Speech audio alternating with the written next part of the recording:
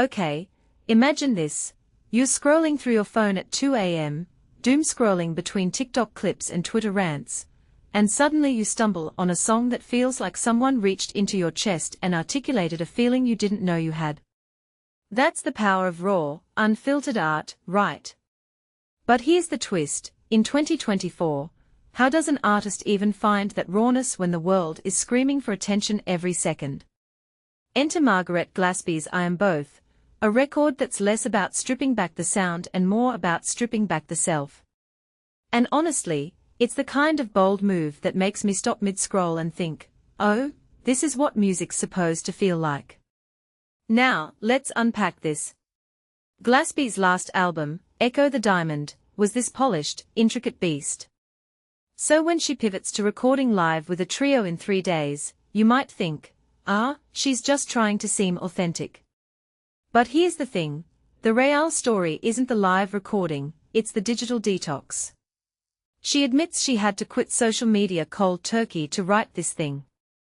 And that's where it gets juicy.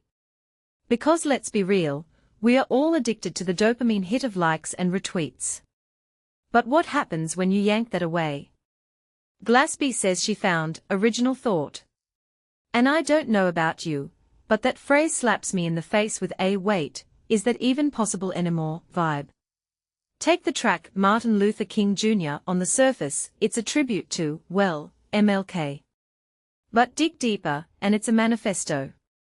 She's not just singing about civil rights, she's confronting the nihilism of 2024.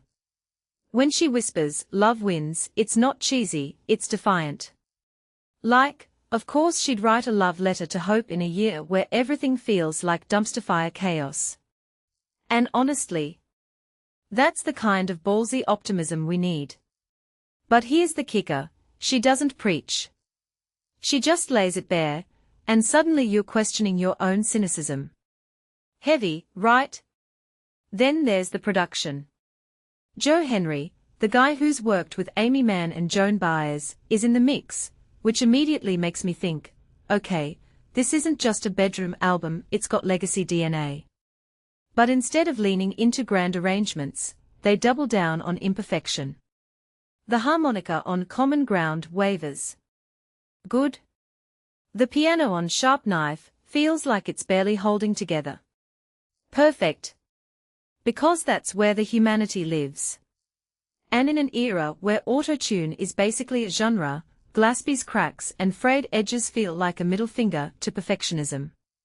Which, let's be honest, needed to happen. But here's the angle most people are missing. This album isn't just a vibe shift for Glaspy, it's a case study in how artists can reclaim their voice in the attention economy. She didn't just ditch social media, she rebuilt her creative process from the ground up. And that's why the lyrics hit harder here.